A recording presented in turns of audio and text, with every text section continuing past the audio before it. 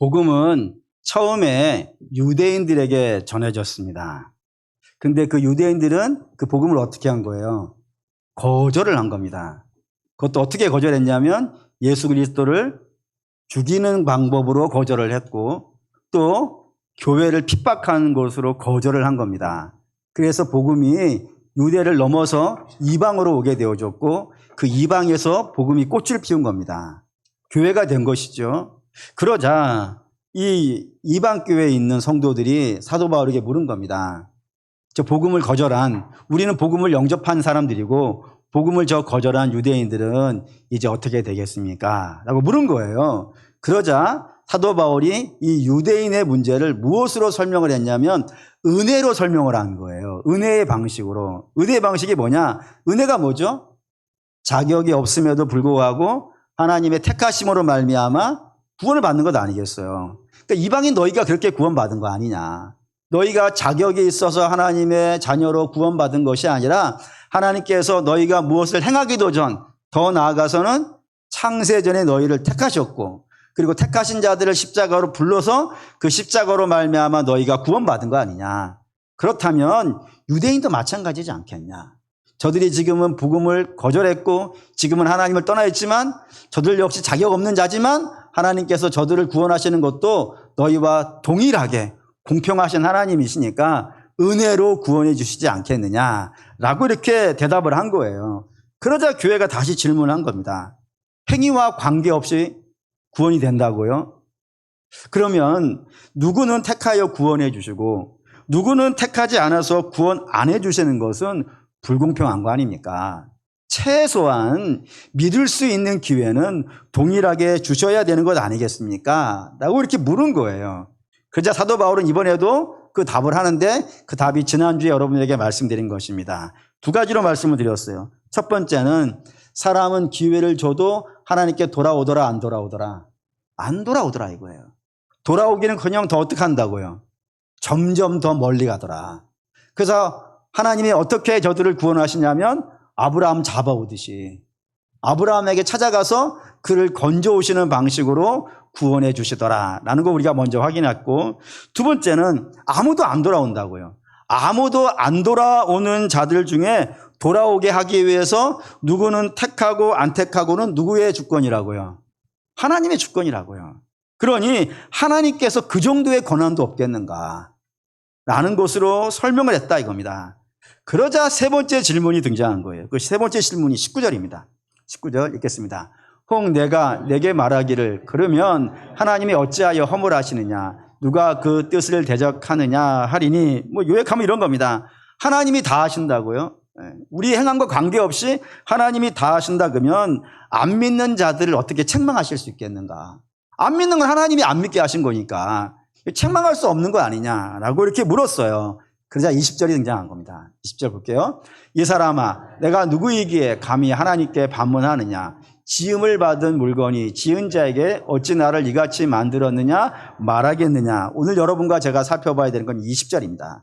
여기에 이제 두 가지 내용이 등장하는데 첫 번째는 이 사람아 라고 하는 단어예요. 근데 이 사람아는 우리가 느낌으로 읽을 때 어떻게 읽으셨나요? 그냥 다 이렇게 읽죠? 이 사람아. 이렇게 읽으면 안 됩니다. 저기 원래 가로가 있어요. 가로 안에 지문이 들었어요. 그 지문은 뭐 손가락 지문이 아니고 그 연기자들이 어떤 대사를 읊을 때 얼굴 표정이나 뭐 몸짓 이런 거 있잖아요. 이런 걸 지문이라 그러는데 저 사이에 지문이 있어요. 뭐라고 읽어야 되냐면 화들짝 놀라면서예요. 이 사람아 이렇게 하면 안 되는 거예요. 이 사람아 이렇게 읽어야 한다고요. 왜 그렇게 읽어야 되냐면 그 안에 이런 거 있어요. 어떻게 그런 이야기를 할 수 있어? 이 사람아 어떻게 그런 얘기를 할 수 있어? 좀 더 나가면은 당신이 지금 누구에게 말하는 건지 알아? 누구를 그렇게 비난하는지 알아? 뭐 이런 뜻으로 화들짝 놀라면서 책망하면서 하는 이야기라 이겁니다. 그런 이야기예요. 이 사람아라는 말이. 그리고 그 뒤에 등장하는 반문이라는 단어가 등장을 해요. 근데 이게 질문인데, 아니 하나님이 아무것도 안 보고 구원해 주신다는데 그러면은 안 구해주시는 것도 하나님 때문 아니냐라고 이렇게 질문한 거예요. 근데 그 질문이라는 말을 쓰지 않고 반문이라고 하는 단어를 썼다는 걸 여러분이 주목하실 필요가 있어요. 그게 옛날 성경에는 저게 반문이라는 말을 반문이라고 안 쓰고 힐문이라고 썼어요. 좀 다른 단어를 썼단 말이에요. 그렇게 좀 희한하게 안 쓰는 단어를 썼다는 거는 이 질문이라는 것과 좀 구별하기 위해서. 정상적인 질문이 아닌 거예요. 정상적인 질문이 아니기 때문에 이렇게 썼다 이겁니다. 그럼 정상적인 질문이 이런 거예요. 정상적인 질문은 궁금한 거예요, 여러분. 성경을 읽다가 궁금한 거예요. 그럼 어떻게 하면 되겠어요? 물어야죠. 당연히 묻는 거예요. 아니, 성경은 항상 묻는 만큼 대답을 해요. 그러니까 여러분들이 성경에 대해서 궁금한 점이 없으면 성경도 아무 말도 안 해요. 근데 여러분들이 성경에 대해서 궁금해하는 거예요. 아, 이게 도대체 무슨 뜻이야? 하고 궁금해하고 관심 있어 하고 묻고 그러는 과정 속에 알게 되어진다 이겁니다. 그러니 성경은 당연히 질문하는 것이고 하나님도 그 질문에 대해서요 기뻐하세요. 그렇게 하면서 믿음이 자라는 거예요. 그게 정상적인 질문이에요. 근데 이건 힐문이라고 하는 건 무슨 뜻이냐면 그 뜻 자체가 이런 거예요. 트집을 잡아 따지듯이 묻는 거예요. 그러니까 이거 답을 들리려고 하는 게 아니라는 거예요. 정상적인 질문은 답을 알고 싶어서 그러는 것이고 저 힐문이라는 것은 트집 잡고 비난하고 조롱하고 멸시하고 그러기 위해서 하는 질문이라 이겁니다. 그러니 이런 질문을 하는 사람, 힐문으로서 조롱하듯이 하는 사람에게 답을 하는 것은요 의미가 없는 거예요. 왜? 들을 생각이 없어요. 그는 들을 생각이 없고 그냥 따지려고만 하는 그런 물음이기 때문에 여기는 물을 게 없어, 답할 게 없어요. 그래서 사도 바울이 그 뒤에 이르기를 내가 감히 누구이기에 이런 말을 하는 겁니다. 네가 감히 누구에게 그런 조롱조로 하나님을 비난조로 그렇게 이야기할 수 있겠는가? 하나님은 사람이 아무리 대단하다 하더라도 그 대단한 사람이 하나님을 비난하거나 조롱할 수는요 없다 이겁니다. 네. 좀 기다려야 나오는군요. 좀 기다리죠, 나오실 때까지. 그래야 된다 이거예요. 그럼 이제 왜 그래야 되냐? 왜 하나님을 비난하고 조롱할 수 없는가? 세 가지 이유 때문이라고 성경이 우리에게 알려준다 이겁니다. 첫 번째 이유는 뭐냐면 하나님과 우리의 사이의 수준차가요 너무 많이 난다고요. 다시 말해서 하나님과 우리는 동등하지 않습니다. 시편 볼까요? 100편 3절 읽겠습니다. 우리 하나님이신 줄 너희는 알지어다. 그는 우리를 지으시니요 우리는 그의 것이니 그의 백성이요 그의 기르시는 양이로다 했습니다. 여기 이제 하나님은 누구라고 표현을 했냐면 그는 우리를 지으신이라고 했어요. 그리고 뒤에 우리는 누구라고 했냐면은 우리는 그의 것이라고. 근데 저기 그의 것이라고 하는 것에 제가 물음표를 달아봤어요. 지금 물음표로 달아온 이유는 뭐냐면은 저는 그의 것이라는 단어 번역에 동의하지 않기 때문입니다. 목사님 성경에 나오는 단어를 동의하지 않는다는 게 말이나 됩니까 하시겠지만 동일한 글자가 있어요. 히브리어로 똑같아요. 글자가 똑같은데 번역하는 자에 따라서 그 글자를 다르게 번역하는 방법이 하나가 있어서 그래요. 그리고 그 번역이 저는 더 맞다라고 생각하기 때문에 물음표를 달아봤어요. 그러면 히브리어로 저 그의 것이라는 단어가 똑같은 글자로 어떻게 번역을 하냐면 우리는 아니다라고 번역하는 게 저는 맞다라고 생각하는 거예요. 문맥도 그렇죠. 하나님은 우리를 지으신 자요 우리는 그의 것이다. 요 말보다 하나님은 우리를 지으신 자요 우리는 아니다. 이게 더 분명하지 않아요? 거기서 거기에요? 일부 예배도 이렇게 여러분께 떨떠름한 표정을 지으시던데 그럴 수 있습니다. 근데 좀 이렇게 얘기해 볼게요. 하나님은 영원하신 분입니다. 얼마나 영원하시냐면 어제도 계셨고 오늘도 계시고 내일도 계세요. 우리는 아닙니다. 이해되시죠 이제?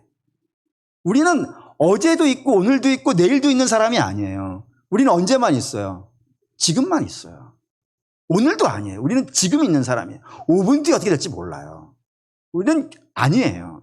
또 뿐만 아니라 하나님은 전지전능하신 분이에요. 전지전능하다는 건 모든 것을 아시는 분이시고 모든 것을 하실 수 있는 분이에요. 근데 우리는 아니에요. 우리는 모든 걸 알지 못하고 우리는 모든 걸 할 수 없어요. 또한 하나님은 무소부재하신 하나님이라고 그래요. 무소부재라는 것은 없는 곳이 없어요. 다시 말해서 여기도 계시고요. 저기도 계세요. 미국에는요. 달에는요. 저 태양에는요. 아니면 저 우주의 끝에는요. 하나님 안 계실 것 같습니까? 하나님 모든 것에 편만하신 분이에요. 근데 우리는 아니에요. 우리는 어디에 있어요?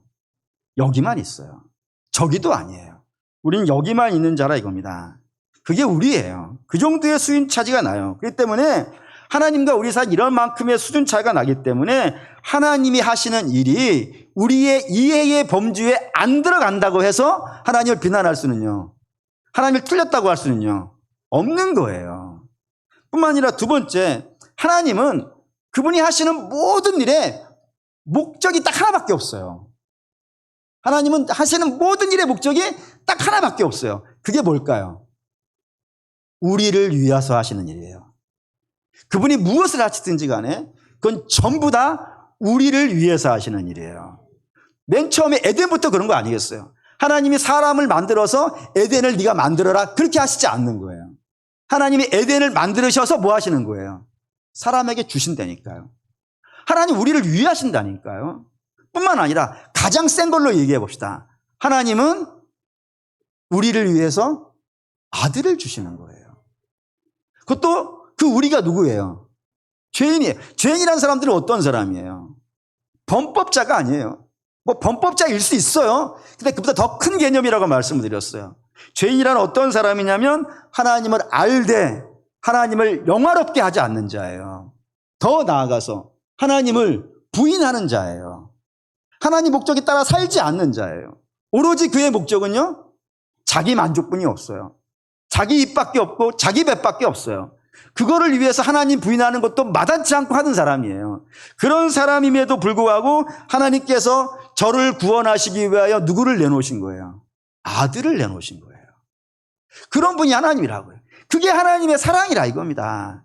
여러분, 그런 사랑이 우리에게 베풀어졌는데 하나님께서 다른 건 안 하시겠습니까? 다른 건 안 주시겠습니까? 성경 우리가 그렇게 설명해요. 제가 정말 기억에 남는 기념관이 하나가 있어요. 뭐 기념관들 많이 있는데 제가 몽골에 갔더니 서지현 기념관이라는 한국 사람 이름으로 기념관이 하나가 있는 거예요. 제가 웬만하면 한국의 위인들은 다 알거든요. 근데 서지현이라는 사람은 내가 들어본 바가 없어요. 그래서 선교사님께 물어봤죠. 저 사람 우리나라에서 뭔 일이기를 했길래 여기에 기념관이 있습니까? 라고 했더니 그 선교사님이 얘기해 주는 거예요. 어느 교회에서 단기 선교를 가려고 청년들이 출발을 했다는 거예요. 근데 인천공항을 가다가 차가 뒤집어졌다는 겁니다. 근데 그 차 안에 있는 사람 중에 딱 한 사람만 죽었대요. 그 사람이 서지현이라는 겁니다. 그 아버지 마음이 어떻겠어요? 얼마나 애지중지한 딸이겠어요. 죽었으니 얼마나 고통스럽겠습니까? 근데 그 고통스러운 마음을 어디 가서 풀었냐면 몽골 가서 푸는 거예요. 자기의 모든 거를 걸고 그 나라 와서 사는 거예요. 거기다 기념관 짓고 자기 전 재산 들여서 그가 내 딸이 전하려고 하는 예수님 전하고 있어요. 여러분, 사람도 그래요. 자기 딸이 희생했으면 자기를 걸어요, 거기다가. 하물며 하나님은요. 하나님 우리를 위해서 아들을 내놓으셨다니까요. 그러면은 하나님은 당신을 우리에게 걸은 거 아니에요, 지금. 우리가 뭐를 해서 하나님이 당신을 걸은 것이 아니라 죄인임에도 불구하고 하나님이 당신을 걸었다니까요. 그걸 사랑이라 그런다니까요. 그러면 하나님께서 우리에게 하시는 일은 전부 다 뭐겠어요? 우리 안에 예수의 기념관 세우는 일 아니겠습니까? 전부 다 그건 아니겠어요? 하나님 우리를 위하실 수밖에 없어요. 출애굽 이야기도 여러분 마찬가지 이야기가 하나가 있어요.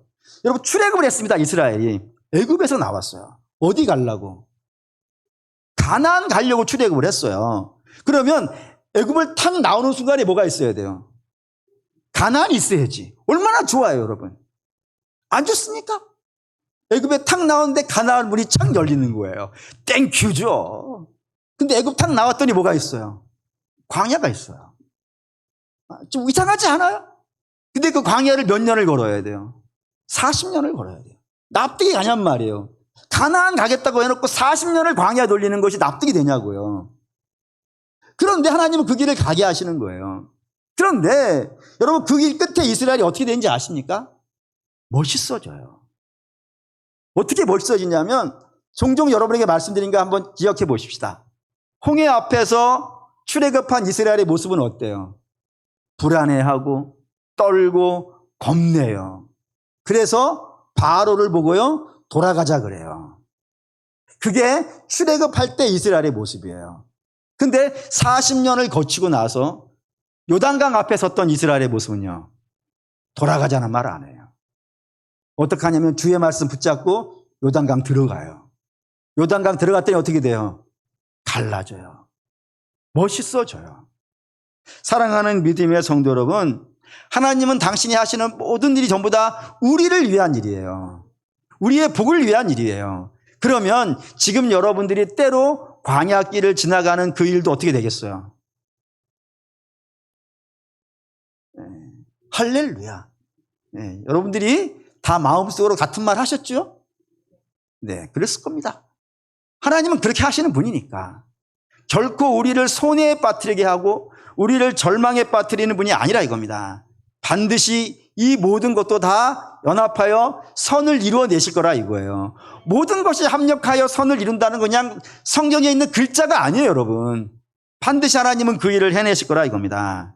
세 번째, 우리가 하나님이 하시는 일이 이해가 되지 않는다 하더라도 하나님을 비난할 수 없는 세 번째 이유는 지금은 이해 안 되지만 결국에는 하나님께서 이해하게 하실 것이고 그리고 동의하게 할 것이며 결국에는 찬성하게 하실 거라 이겁니다.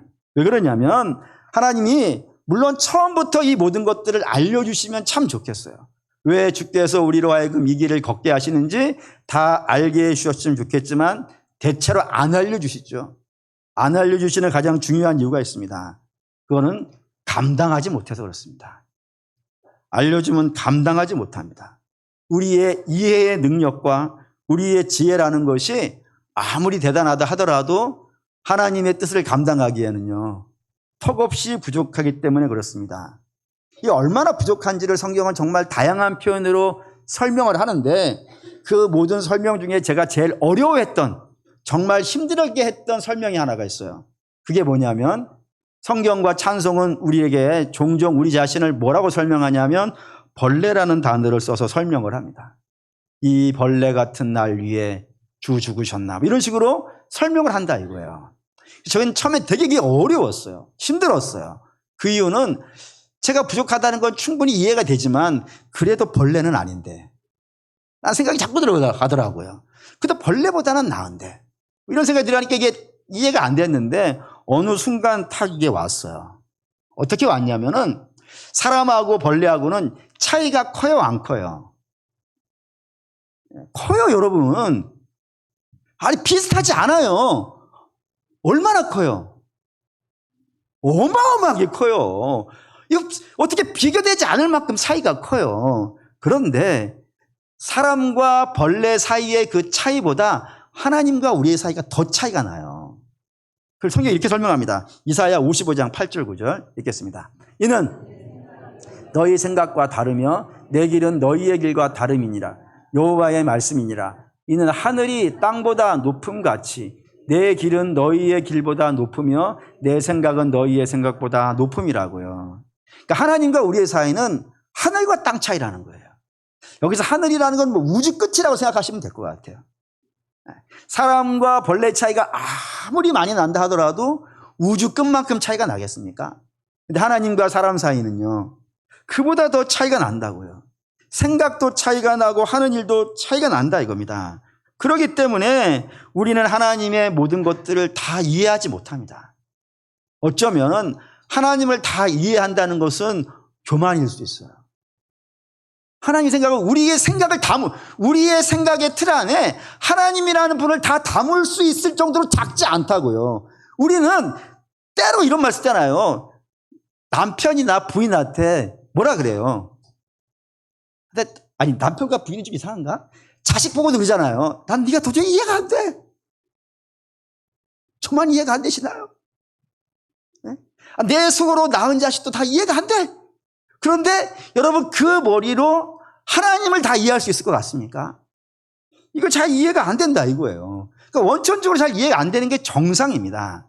그런데 하나님은 우리에게 필요한 것이 있으면 반드시 어떻게 하실 거예요? 알게 하실 날이 와요. 반드시 알게 하실 날이 와요. 언제요? 하나님과 교제하는 동안에, 예배드리는 동안에. 여러분, 신앙의 연륜이 쌓여갑니다. 신앙이라는 거는 정말 저는 볼 때 가위바위보로 얻을 수 있는 게 아니에요. 신앙이라는 건 오랜 예배 생활도 필요하고, 오랜 성경 생활도 필요하고, 오랜 믿음의 교제, 그 모든 것들이 다 총체적으로 이루어진 것이 신앙생활 아니겠어요. 그런 것들이 하나님과 하루하루 쌓여가는 동안에 이게 이해가 되어지는 날들이 온다 이겁니다. 이건 뭐 부모와 자식 간에도 그러잖아요. 부모와 자식이 있는데 자식이 부모를 이해하든가요? 못 이해하든가요? 어린 자식이라 합시다. 어린 자식이 부모를 이해하든가요? 못 하든가요? 못 하죠. 그래서 못 하기 때문에 뭐 합니까? 설명을 하죠. 어느 날 불러놓고.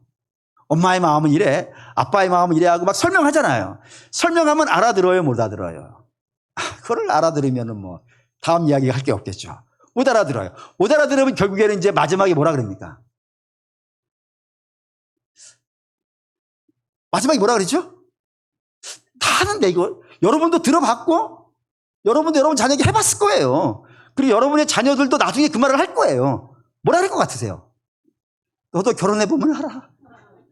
예? 내지는 이런 말 하죠. 너도 꼭 너 같은 아들을 낳아야 돼. 예? 너도 너 같은 딸을 낳아야 돼. 그래가지고 내 속을 그때서는 알 거야? 그렇죠? 그리고 여러분도 그렇게 돼가지고 아는 거죠? 예. 저만 했다고 하면 창피하니까 여러분도 그렇게 했다고 해주세요. 예. 그렇게 된다고요. 예. 그것처럼 시간이 지나야 아는 것들이 있다 이겁니다. 하나님과의 우리의 관계도 여러분 마찬가지예요. 하나님과 우리의 관계도 여러분 그렇게 되어줘요. 믿음이 자라고 신앙의 연륜이 자란다고요. 그러는 과정 속에 점차적으로 알게 되어진다 이겁니다. 그렇기 때문에 우리가 지금 모른다고 하여서 여기에 탁 잘라가지고 비난하면요. 그 어리석은 일이라 이겁니다. 부모님 내가 이해 안 되니까 부모님 비난하는 거가 뭐가 다르겠어요. 그러면 나중에 후회하지 않습니까? 부모님 세월 지나서 돌아가시는 걸 풍수지탄이라 그러지 않습니까? 다 돌아가시고 나서 내가 그때 왜 엄마를 이해 못했을까? 내가 왜 그때 아빠를 이해 못했을까? 탄식하는 일이 오잖아요. 근데 신앙을 하면 안 되는 것 아니겠어요, 여러분? 그러니 지금 하나님이 이해 안 된다고 해가지고 지금 믿음의 연륜으로 이해 안 된다고 해가지고 지금 내가 하나님을 말씀을 다 알지 못하는 그 순간에 하나님을 모른다고 하여서 여러분 그걸 비난적으로 이야기하는 건 그야말로 어리석은 행동이라 이겁니다. 이런 이야기를 가장 잘 설명해 준 책이 욥기예요, 여러분. 욥기 사실 인내라는 건 저 뒤쪽에 있는 이야기고 욥의 진짜 이야기는 정말 중요한 것들이 몇 가지가 있어요. 그중에 하나 이런 이야기가 있습니다. 욥은 고난을 받았습니다. 고난을 받으니까 친구들이 왔어요. 친구들이 와가지고 욥의 고난을 설명을 하는 거예요. 뭐라고 설명하냐면 네가 고난을 받는 것은 뭐 때문이라. 네가 하나님께 뭔가 잘못한 거 아니냐. 우리도 모르고 너도 잘 모르는 것 같은데 하나님만이 알고 있는 너의 잘못이 있는 것 아니냐. 그러니 그 잘못에 대해서 너 회개해야 돼. 그러면 하나님께서 혹시 들으시고 너를 용서해 주실지 몰라. 이렇게 얘기하는 것이 욥의 친구들의 입장이에요. 반면에 욥의 주장은 한결같아요. 뭐라 그러냐면 자기는 잘못한 것이 없다. 나 아무리 생각해도 잘못한 것이 없어. 그렇기 때문에 내가 왜 이런 고난을 당하는지 난 이해가 안 돼. 그런 이해 안 되는 걸 해결할 수 있는 유일한 방법은 뭐겠어요? 하나님 만나야 돼. 근데 하나님 만나가지고 하나님께 좀 물어봐야 돼. 물어봐가지고 좀 따져봐야 되겠어. 그러면 하나님도 이 상황이 좀 잘못된 거야. 이건 뭔가 좀 잘못된 거니까 하나님이 내 변명을 들어주시면 이 잘못된 상황을 돌려주실 거야 라고 이야기를 한 거예요. 그러자 그런 이야기들이 한참 지납니다. 친구들은 잘못했다 그러고 욥은 나는 잘못 안 했고 하나님 뭔가 실수하신 거야. 자꾸 이렇게 간단 말이에요. 그러다 하나님이 욥기 38장이 등장하십니다. 38장 보시죠. 그때에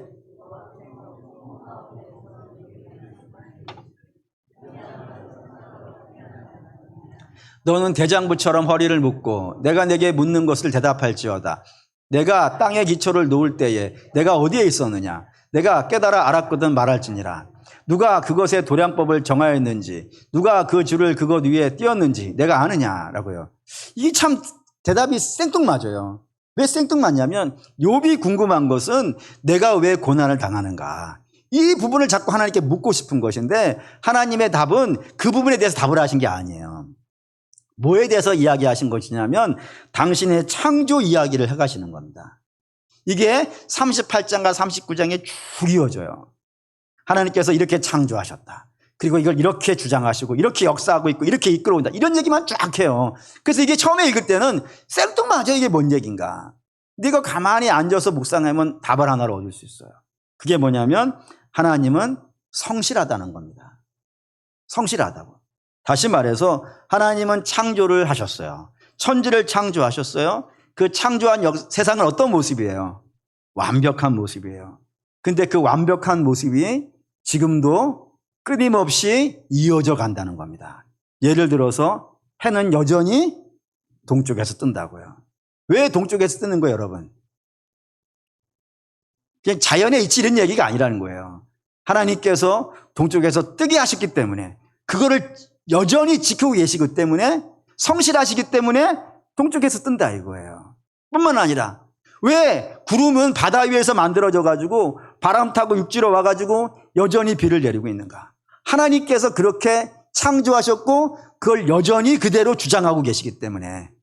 아니 지구가 좀 열받아 가지고 거꾸로 돌 수 있는 거 아니겠어요? 뿐이 아니라 파도가 치는데 파도가 이렇게 어마어마하게 파는 파도가 확 오지만 결국에는 마치 저 바다 쪽에 누가 끌어다니는 것처럼 다시 빠지잖아요. 왜 그런다고요? 하나님이 그렇게 지으셨다고요. 그것이 그대로 운영되도록 그렇게 역사하시고 있기 때문에 그게 진행되어지고 있다 이겁니다. 그러니 하나님 이렇게 말씀하신 거예요. 욥아, 네가 보는 곳이든 보지 않는 곳이든 하나님은 당신이 만드신 이 창조의 세계를 성실하게 완벽하게 지켜가고 있다. 그런데 지금 내 눈앞에 일어나고 있는 현실이 내가 지금 이해되지 않는다고 하여서 하나님 놀고 있다라고 말하는 것이 말이 되느냐 이거예요. 하나님 안 그런 분이라 여전히 그 일을 하고 계시다고요. 그 말인즉슨 우리에게도 마찬가지라 이겁니다. 하나님은 우리에게 가지신 선한 뜻이 있단 말이에요. 그 선한 뜻은 뭐예요? 우리를 복되게 하시는 일이라고요. 죄악에 있는 상태를 복된 상태로 만드시기 위해서 아들을 주신 분 아니겠어요? 그러면 그분의 목표는 우리를 복되게 하는 거라 이겁니다. 근데 그 복되게 하시는 일을 지금 하고 계시는데 지금 내 눈앞에 있는 현실과 상황이 내가 좀 이해가 안 돼. 지금 내가 참 납득이 안 돼. 그렇다고 하여서 하나님이 틀렸다라고 말할 수 있느냐 이거예요.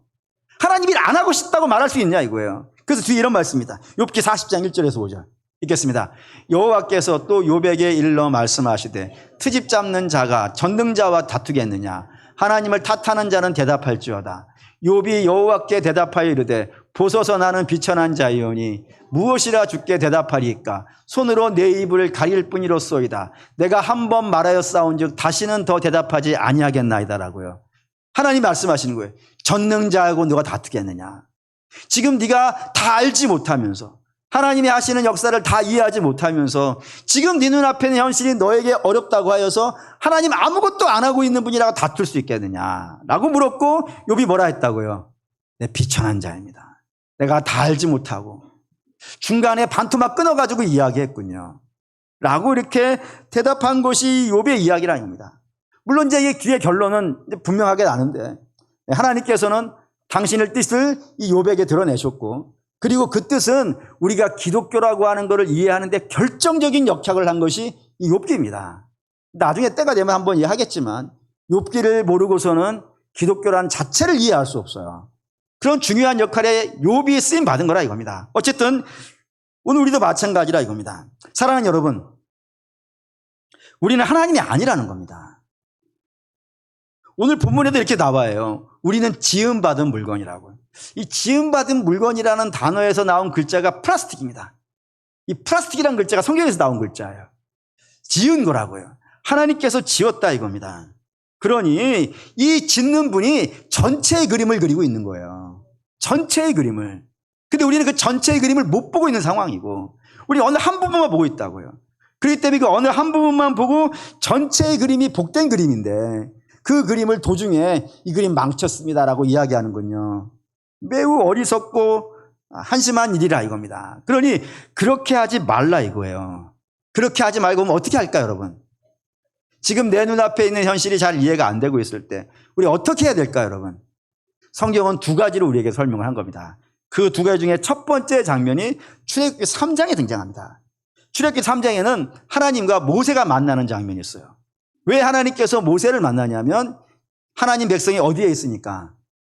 애굽에 있다 이거예요. 애굽에서 고통받고 있어요. 그 고통받는 백성을 모세로 하여금 데리고 나오게 하시려고 모세에게 나타나시는 거예요. 그때 하나님이 모세에 가라 하는데 모세가 간다 그래요? 안 간다 그래요? 안 간다 그래요. 왜 안 간다 그럴까요? 이유는 하나밖에 없어요. 옛날에 해봤거든요. 옛날에 바로하고 한번 붙어봤다고요. 이스라엘 백성들을 해방시켜 보려고 옛날에 한번 붙어봤다고요. 그때 붙어봤을 때 모세의 직분은 뭐였어요? 애굽의 왕자였어요. 그 왕자의 직분을 갖고 바로하고 붙었는데 어떻게 된 거예요? 이거는 졌다라고 설명이 안 돼요. 이거는 뭐 졌다는 건 뭔가 지금 싸워봐야 지는 거 아니겠어요? 싸워보기도 전에 도망가 버렸다니까요. 이건 막 깨졌다고 해야 돼, 이런 거는. 어쨌든 그런 상황이 됐다고요. 근데 왕자였을 때도 내가 실패했는데 지금은 나는 지푸라기 같은 인생 아닙니까? 지금 나는 양 몇 마리 데리고 돌아다니는 그런 목동에 지나지 않는데 이런 데가 어떻게 바로를 이기겠습니까? 라는 마음 때문에 안 가려고 한다고요. 그런 마음을 주께서 아시기 때문에 모세에게 나타날 때 하신 말씀이 있어요. 이게 출애굽기 3장 5절입니다. 읽죠? 하나님이 이르시되 이리로 가까이 오지 말라. 내가 선 곳은 거룩한 땅이니 내 발에서 신을 벗으라고요. 하나님께서 당신의 백성들에게 나타나실 때 나타나는 중요한 특징 중에 하나예요. 뭐냐면 내 발에서 신을 벗으라예요. 왜? 신이라는 건 뭐냐면 사람이 가지고 있는 생각이에요, 여러분. 네 생각으로는 안 돼. 야, 네 생각으로는 당연히 목동이 어떻게 바로를 이겨. 왕자도 못 이기는데 어떻게 목동이 이겨. 그러니까 네 생각은 그렇지만 나는 이겨요. 나는 이겨요. 그러니까 네 생각 버려. 이거 여호수아에게 동일하게 나타난다고요. 여호수아가 여리고성 앞에서 어떻게 할지 몰라 난감해하고 있을 때 하나님의 군대 장관이 나타났어요. 그리고 여호수아에게 명령해요. 뭐라고요? 내 발에서 신을 벗으라고. 야, 네 생각으로는 이 한 번도 전쟁이라는 걸 경험해보지 못한 무기도 없는 백성이 어떻게 여리고성을 이기는가? 당연히 그 생각 들지. 그런 생각을 버려. 내가 한다 그러면은 너희가 칼 한 번 쓰지 않아도 이 성은 무너져. 라는 건 아니겠어요. 그리고 실제로 여리고성은 어떻게 무너져요? 창과 활로 무너지는 것이 아니라 순종으로 무너진단 말이에요. 이게 어떻게 사람의 생각으로 가능한 일이겠어요? 그러니 사랑하는 믿음의 성도 여러분, 우리가 하나님을 이해할 때도 마찬가지입니다. 하나님 이해할 때 기본적으로는 여러분들이 가진 이성을 쓰셔야 돼요. 성경은 뭘 지성이 아니에요, 여러분. 하나님이 우리에게 이성과 지성을 주셨다고요. 이거 쓰시라고요. 그리고 여러분들이 세상에서 배운, 학교에서 배운 학문도 당연히 쓰시는 거예요. 이거 쓰시는 거예요. 쓰라고 준 거니까 당연히 쓰셔야 돼요. 그런데 우리의 생각과 우리의 학문으로 하나님이 다 담기지 않아요, 여러분. 그걸 다 담기면 하나님이 아니지. 여러분, 우리가 하나님을 다 머리로 재단할 수 있는 분이라면 그렇게 작은 분이라면 우리가 하나님이라고 할 수가 없어요. 하나님 그분보다 훨씬 더 큰 분이라 이겁니다. 그러니 우리의 생각과 우리의 학문과 우리의 이성으로 하나님이 이해되지 않는다 하여서 여러분 하나님을 비난하지 마십시오. 하나님은 우리의 생각을 넘어가시는 초월자이십니다. 그러니 기본적으로 여러분들은 하나님은 옳습니다라는 마음으로 읽으셔야 돼요. 하나님 옳습니다. 지금은 이해 안 되지만 주께서 이해시켜 줄 날을 소망하면서 옳습니다라는 것을 여러분이 기본적으로 가지셔야 돼요. 두 번째, 엘리 시대에 사무엘이라고 하는 사람이 등장하는데 하나님께서 그 사무엘을 엘리 대신에 이스라엘의 리더십으로 세우려고 사무엘을 부르셨어요. 근데 사무엘이 너무 어렸어요. 어려가지고 하나님이 불렀음에도 불구하고 사무엘이 하나님이 부르신 걸 깨닫지 못합니다. 깨닫지 못해가지고 자꾸 누구에게 가냐면 엘리에게 가요. 아버지 저를 부르셨어요? 물론 친아버지는 아니고 그냥 사무엘이 엘리 대제사장을 아버지라고 생각했으니까 아버지 저 부르셨어요? 라고 갔어요.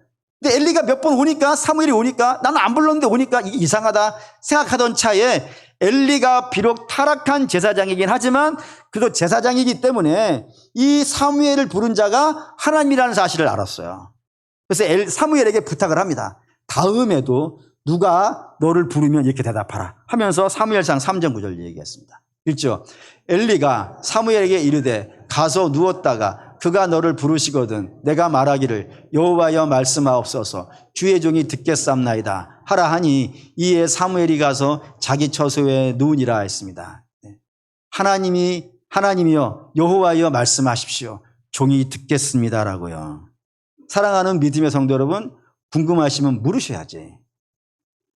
그걸 궁금한 거를 가슴속에 묻고 살아가는 건 참 안타까운 일입니다.